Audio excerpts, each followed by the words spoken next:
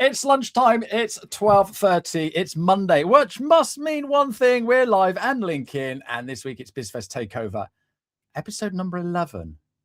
And I'm only doing 12, which means next week is the last one, which is a little sad because I've enjoyed bumping into and meeting everybody that's going to BizFest. And this week is a little bit different because we've only got one guest. But this one guest is going to blow your mind. But not only that, if you get to BizFest, you can have your mind blown again when we start getting deep and dirty. So I'm not going to rattle on anymore. I'm going to bring him in. Let's welcome to the stage, Richard Palmer. Hello, Richard. How are you? Hey, Ashley. I'm brilliant. Thank you. How are you? Absolutely fantastic. I can't believe we've been doing this for 11 weeks. Like, that means that BizFest is pretty close. We're halfway through March. First around the corner. Absolutely. Excited? Yeah, very excited. It's going to be a brilliant show. I can't wait. Awesome. Right. Okay. So nobody knows who you are. So introduce yourself. Who are you? What do you do? Hi. So I'm Richard Palmer and I run a company called SureTrain, another one called Sales Station. And we specialize in helping small business owners to communicate their value to their customers. What you and I might know as sales, but actually is just about building relationships and helping people to understand why it is that whatever it is you're selling solves their problems, improves their lives. And my job is to help that kind of thing feel very comfortable and straightforward and every day for small business owners. Yeah, and this is why I've been looking forward to talking to you, because nobody sets up their business because they want to be a salesperson. But if we don't sell what we're doing, we're not going to get any money and the business is going to go broke. I don't know if you know the stats for how quickly businesses fail in the UK, but it's quite high, isn't it? It is very high, and within the first 2 years it tends to the statistics are much higher. And the biggest issue that business owners face is not in creating their product or being passionate about what they do. It's actually communicating that to people. And it's the biggest example I can give you is that point where you're talking to a customer and you think, I need to ask them if they want to buy something here. And we get stumbled over all these things like, well, do you want to go ahead then? Or isn't it time to buy? And we feel that's far too pushy. And actually, it's far more comfortable if you have the right skills and the right techniques, that actually asking somebody if they want to proceed is just a matter of confidence and language. And saying something more along the lines of, so how do you feel this is going to fit into your business or into your life? And for me, that just, we take those really tough sales skills that sales teams are taught, and we don't interpret them in a different way to make them conversational, make them comfortable, and make them all about solving problems or uplifting somebody, and less about, I want to sell you this because I'm going to make some money from you. No, love it. Okay, so if someone's listening right now or watching live, hi everybody. Why have they got to stay to the end? What are they going to get by listening to this for the next 30 minutes? Well, they're going to find out, first of all, some great ideas about how they can communicate their value to their customers, helping them to sell more product, more profitably, more often, but in an ethical way that makes them feel comfortable about doing it. They're also going to find out about what's going to happen at BizFest and how they can hear much more information about this. And they're going to find out about my book. A book? What? You've written a book? I have written a book. It's called The Ethical Sales Handbook. And it is. I want a copy of that, mate. You want a copy of this? I'll give you. Here we go. Here's a copy for you. Oh, thank you. So it's the Ethical Sales Handbook. So come on then, tell us a little bit about this book. Right. 430 pages of great sales advice that will help you to change your language and your behaviors in a way that you feel happy with, but your customers will respond to from a sales perspective. It's full of guidance about how to use the words, the relationship, the trust, and the credibility with your customer to help them to decide to buy from you. And there's the big switch. In traditional sales, it's all about, can I sell you something? In ethical sales, it's about, can I help you to make the decision which is logical, which benefits you, and that decision is to buy something from me. And that's perfect. What the book sets out. There are 5 key chapters about finding new customers. There are chapters about how to hold great sales conversations. There's a chapter on negotiation, so that we can make sure that not only are we selling our products, but we are selling them because they're the right value for the customers. And there are ways that you can follow up with people and make sure you're keeping in touch with them. And it's all written in very plain language. And for those of us of certain age, big print. And we all need big print, don't we, Richard? I love this book. I love this book. So I know it looks as if you've just given it to me, but I've been reading it. I'm already at page 79, but I've already thumbed a couple of pages. And there are 2 most important questions in qualification. 1, what made you look into this today? And 2, what's the difference it would make if we solved this properly? We're not asking those questions, are we? We generally are not. What we tend to do is we tend to get all excited about having a potential customer in front of us, and we just tell them everything about our product. Now, people do not buy your product because it exists. They buy your product because it solves a problem for them or it creates an opportunity for them. And your role in the sales process is not to throw your product at them, but to understand what it is that your customer needs, what problems they have, what opportunities they have, how they feel about things, how life would change if they solved this particular problem. Your job is to find out about your customers. Now, one of the key things that I recommend in here is, imagine you're having an hour's meeting with your customer. You spend 45 minutes of that getting to know them. 10 minutes explaining how your product solves their problems, and 5 minutes wrapping it up. You don't just give a verbal download of everything that you do, because your customers are not interested. So, give you a perfect example. If you're going to go and buy a car, you do not want the salesperson to tell you about how every little nut and bolt works and how the design came about and how wonderful this whole thing has been. What you want to hear is, does it do what I want it to do? Does it give me freedom? Does it give me confidence? Does it give me convenience? Does it make me feel good? Does it hit my budget? That's what we should be doing. Absolutely. Well, my criteria for buying my last car, and I hate buying cars, I'm a petrol head and I love cars, but buying them is a nightmare.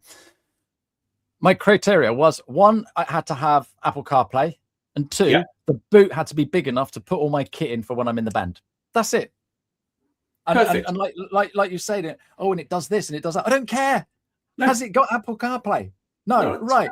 Let's look at a different model. Exactly. And if the person selling it to you hadn't asked you the right questions, or you hadn't volunteered that information, they could have easily been trying to sell you the wrong car or the right car, but for the wrong reasons. And that's why asking questions is so important. And the book is full of great, comfortable questions that we can build conversations from. Yeah. Okay. So you're going to be at BizFest. You're going to be doing something special. We'll tell everybody at the end about that, because they do have to book. But let's have some practical advice now. What sort of mistakes is your average small business owner making today when it comes to, selling? When it comes to selling, the biggest mistake, first and foremost, is being afraid of it. Because being afraid of using sales techniques, no matter how soft and comfortable they are, prevents you from actually communicating your value effectively, which means your customers won't understand why they should be buying your product. And that results in them just deciding not to, or maybe buying from somebody else. Fear of selling holds us back. The number of people I talk to that say, selling is ick, it's sleazy, it's underhand, therefore I don't do it. Well, actually, think about it this way. If you sit and have a conversation with your client, trying to understand them a bit, and then you work out what it is they need, and then you constructively present your solution to them to show them that it meets their needs, and then you say to them at the end, and by the way, this is your investment in it, not price, by the way, we never use the word price, only investment, and by the way, this is how you can buy it, then you are selling. That is what you're doing. Yeah. The point is that if we're afraid of it, we don't use those kind of frameworks, the customers get confused, and the confused mind never buys. So number 1, big mistake. We're afraid of the word sales. We shouldn't be. It's only about communicating our value. The second biggest mistake is making assumptions about what we think the customer wants based on all the conversations we've had with other customers beforehand.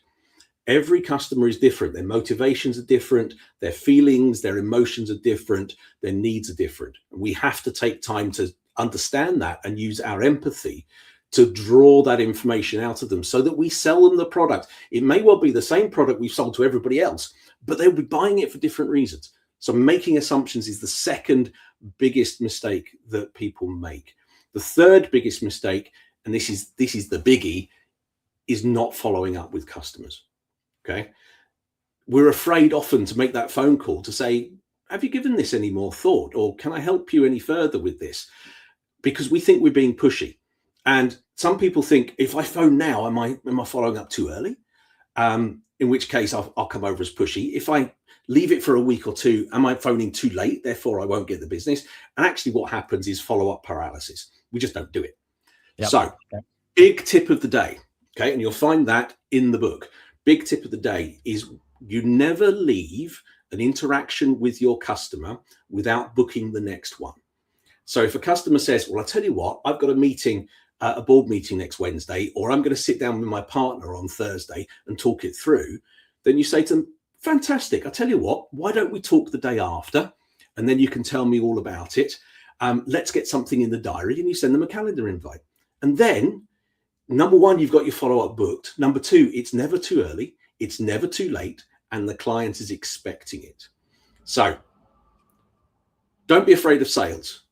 Don't be afraid of conversations. Don't be afraid of follow-ups. Have a process, and you can learn all these processes in the book. Right. Have we got time for you to go through a little process today to help us? In terms of the whole sales process? No. Just I'm just thinking about, someone drops me a message on LinkedIn.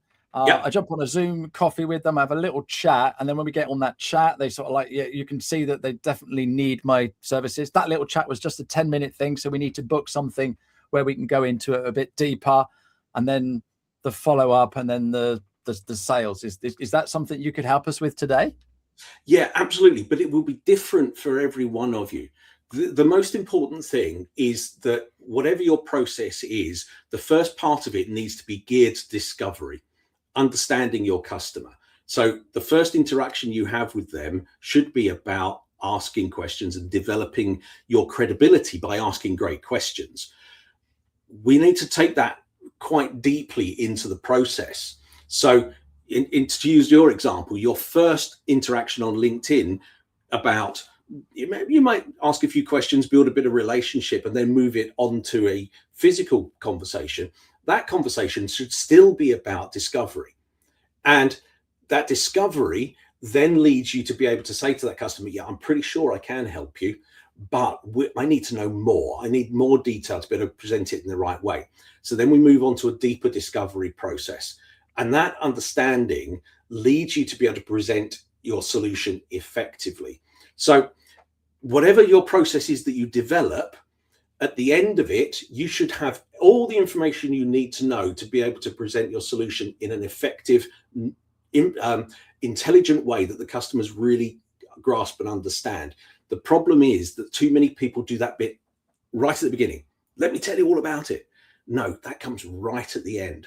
So your process should drive you towards that. And having an effective customer journey that helps you do that is something that is really important to map out for you, to make sure that the customer is following a logical pattern to get to that point where you can demonstrate that your product will solve their problems and it's logical for them to buy it. And that process, that pattern then becomes repeatable. And anyone in my business can do it, not just me. Absolutely. That's exactly the way it should be done. And it's quite straightforward to do so. But when people sit down and do this without the knowledge of how that structure is built, it's easy to miss steps. It's easy to miss the bit. So give you an example here. A lot of people will do the qualification, asking questions, the discovery bit. They'll present their solution and then they'll give their price. But there's a step we need to take between presenting the solution and the price, and that is understanding the level of commitment. So if I just say to you, Ashley, you should buy my sales training, it's going to really work for you. By the way, it's going to cost you this much money. You are in a situation where you could say, yeah, okay, Richard, but maybe it's too expensive, or maybe it's not right for me. And the problem is you've given your price before the customer has given you any kind of commitment. Whereas if I said to you, Ashley, now you understand what it is that I can help you with, how important is it to you that you think that we get this going for you as quickly as possible? And you say to me, Richard, I like it. Yeah, I really think we need to get going. You can now no longer use the product solution as an excuse to drive the price down, because you've said, I love the product. The service is going to work for me. Now all we have to do is make sure that you see it as value for money, as opposed to will it work or won't it work? So we have to close off the bit about will it work or won't it work before we start talking about money. Otherwise the two get confused, and a confused mind never buys, as I said earlier. Yeah, I've heard that an awful lot. You know, if you look at someone's website and it's too confusing, you're just going to go somewhere else. You know, you've got this you've got this pain, you need to fix it, and we need to do it now. And that's the way to look at it. Okay, here's a spanner into the works. Cool. What about if I put my prices all over my website? You know that anyway. Right. Okay. Here's the rub, because a lot of people will put prices on their website for a couple of reasons. One of those is to eliminate the people that can't afford it, because we don't want conversations with people that are not in our price bracket. Sure. The downside to it, of course, is that you are pushing the customer into making an assumption about the quality of that product. So if I said to you, I've got a website company and I can build you a website for £400, what would you think about the quality of that website? It's not going to be very good, is it? Maybe not, but it could be just what you need, because it's a simple 3-page template which gets you on the internet, even though, you know, because you're not on there at the moment. But if I said to you, okay, I'm a website company, I'll build you a website, and by the way, it's going to be £10,000, what would your assumption be? That's going to be absolutely amazing, but it's not something I can afford at the moment because I've only just started out in business. Exactly. So basically, we are eliminating opportunities by doing so. My best advice is, if you want to publish, then you publish a range. You say, and our clients over the last 10 years have spent between X and X, but it really does come down to what it is that you need and the solution that's going to work for you, and provide that that movement forward. So in a website environment, going to drive customers into you. But I need to understand that first. So to get a full quote, a specific, accurate quote, we need to have a conversation. Yeah, that makes an awful lot of sense. Again, if I'm just going to go and buy a BMW, I could be buying the little 1 Series, or I could be buying an X7, and you know, there is disparity in price there, isn't it? Both BMWs, but totally different end of the stick. Absolutely, but we can't afford to force the customer into making assumptions which can be wrong. What we want to do is motivate the customer to engage with us so they can find out the real solution and the real pricing. Yeah, perfect. Okay, so we had a great discovery call. The client's, like, you know, keen to go on, and I've got a 2-stage process. So my next call is I'm going to present the solution to them. What mistakes do you see people doing when they get to that stage of their process? Right. Again, it's about having that verbal download of, this is my product and it's amazing. Okay. Going back to the car example, people do not need to know everything about it in order to buy it. So what you see a lot of business owners do is they get the brochure out and they start, and it does this, and it does this, and does this, and does this. Okay. The customer is only interested in the bits that they need. So what we would do, for instance, there's a little process that I teach in the book called need, feature, benefit, hook. Okay.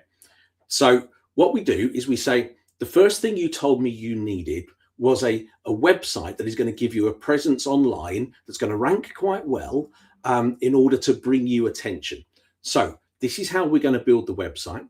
These are the benefits to you. This is why it's going to work for you.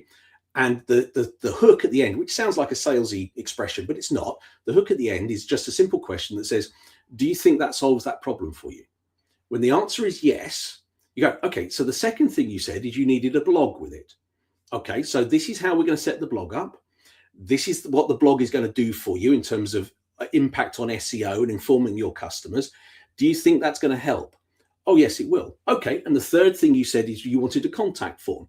And you see what I mean? Is that we isolate the key needs the customer has, and we solve them one by one so the customer can agree with them. And once they've agreed with them, each individually, they are no longer confused and they can see that the product solves all of their problems. Then they can move on.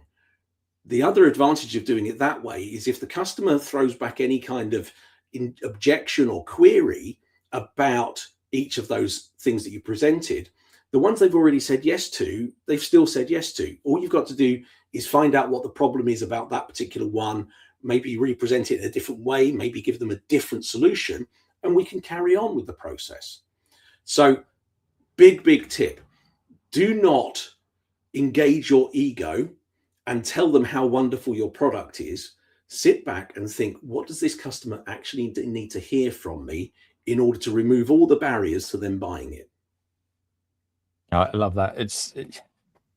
You're trying to get your client to see exactly what you're seeing and to be in the shoes of people that have already been through the process and are already happy customers, aren't you?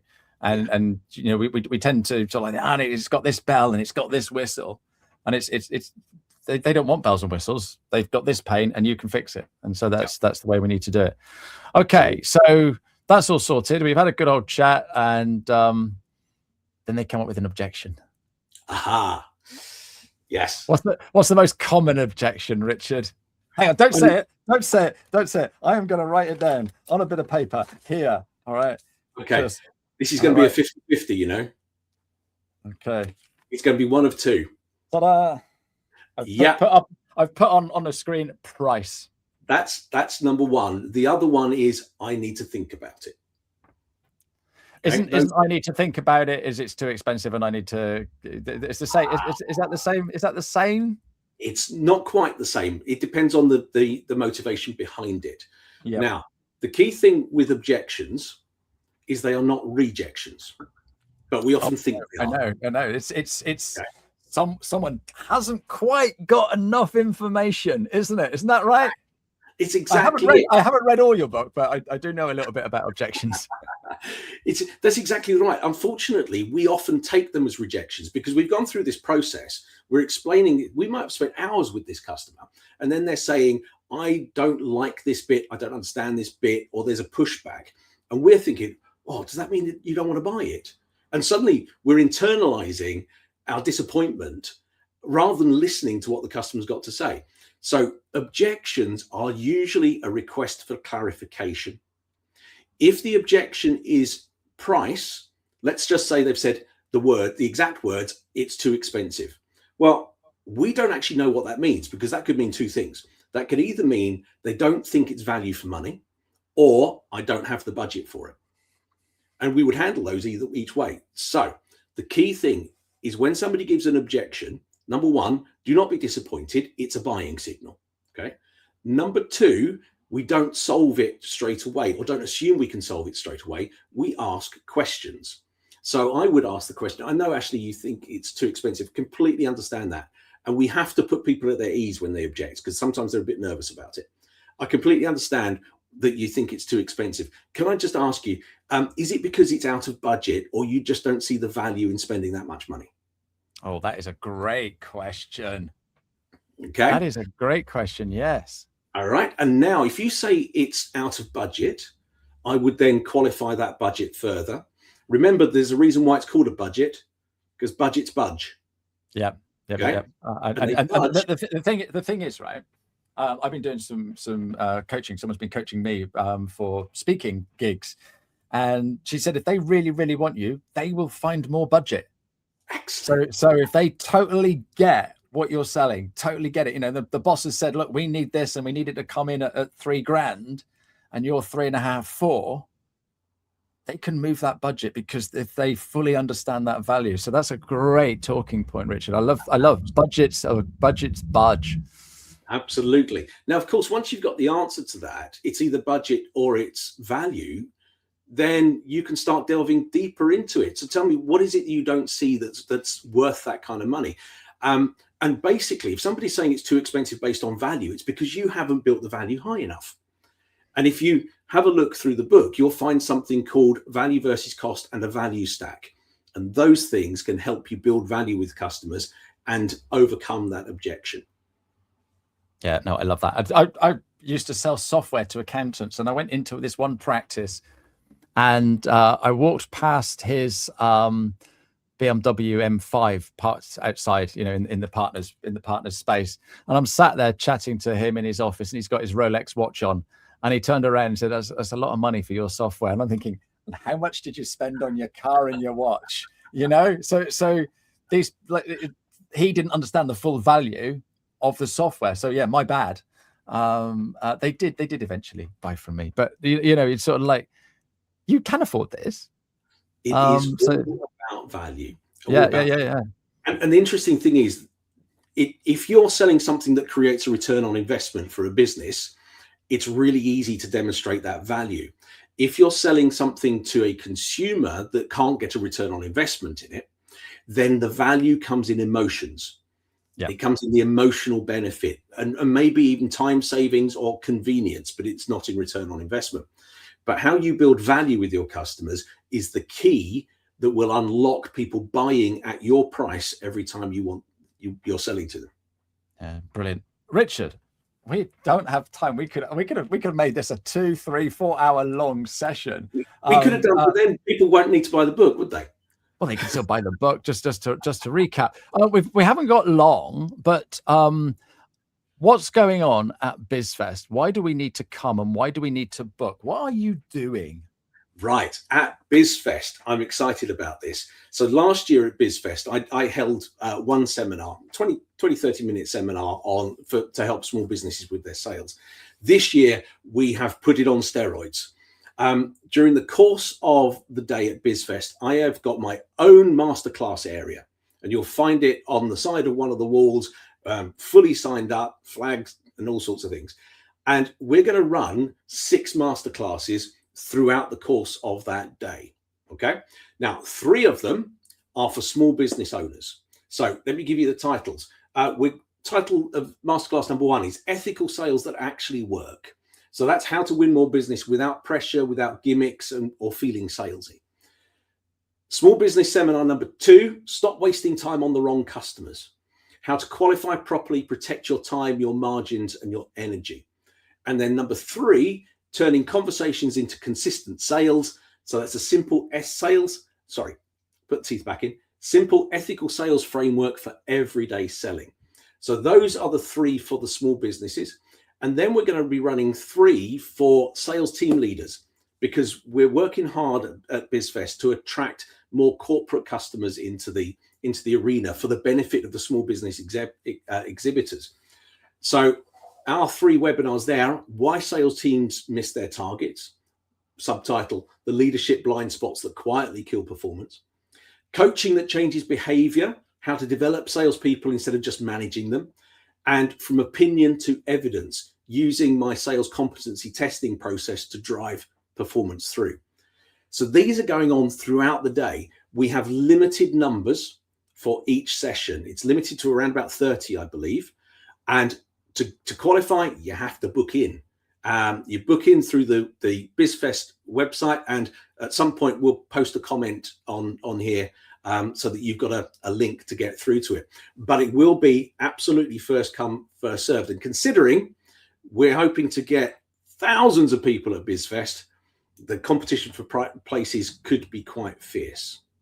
Fantastic. And so we could be sat down watching you, and we got workbooks and things like that. Do we bring a piece of paper? How does it actually physically work? You definitely need to bring something to make notes with. However, we'll provide notes afterwards as well. It's going to be a headphones on seminar, so that we'll block out all the noise from the room. We're going to be doing interactive workshops. So it's not just going to be a sit there and listen to me. You are going to be tasked with interpreting some of the things that I'm suggesting you do into how they will work in your business for real. And you will get an opportunity to discuss that with the rest of the groups that you're in. So not only do you get the benefit of their experience and their thoughts, you also get to tell these people what it is that you do as well, which is a great networking opportunity. But it's an experiential thing. You're not just going to sit there and be lectured to. You're going to learn stuff that you can really implement in your business straight away. In fact, you might even learn stuff that you can go off and use on a potential client in BizFest Hall itself. Fantastic. Oh, Richard, you've been an absolute gem. Thank you for coming. Before we say goodbye, I'm just going to give a shout out to next week, the last week. Oh, that's so sad. We've got Lisa, Janice, and Rachel coming to join me. Can't wait to catch up with those lovely ladies, and we'll have Gav back as well. Richard, thanks very much indeed for coming in to talk to us today. How can people get hold of you? How can they find you? Okay, they can find me in lots of different ways. So they can Google me on SureTrain or Sales Station. If they Google the Ethical Sales Handbook, they'll find me as well. LinkedIn is probably the most straightforward way to do so. Love it. Are you going to give that back to me, or are you keeping it? I'm keeping this one, mate. And yeah, LinkedIn is probably the easiest way to find me. Just type in my name, and I'll be there amongst the other hundreds and hundreds of Richard Palmers that come up, but you'll find me. Awesome. Thank you, Richard. Thank you very much for watching today. We will see you at BizFest. Always see you next week. Thanks very much indeed. You take care. Goodbye. Thank you so much for watching or listening to my show this week. I want to bring to you people that can help us running our business. I love having a chat. I'm very nosy, very curious, and I'd love to ask questions. So if you want to be a guest, or if you've got some ideas for guests, let me know. And if you want me to help you with your LinkedIn, get in touch, because I want to give you a voice. Now, that could just be using LinkedIn, but I do other things as well. So I can help you with a podcast, a live show, and all kinds of other amazing things. So get in touch. My name is Ashley Leeds. I'm the 15-minute guy, and you can find me on LinkedIn.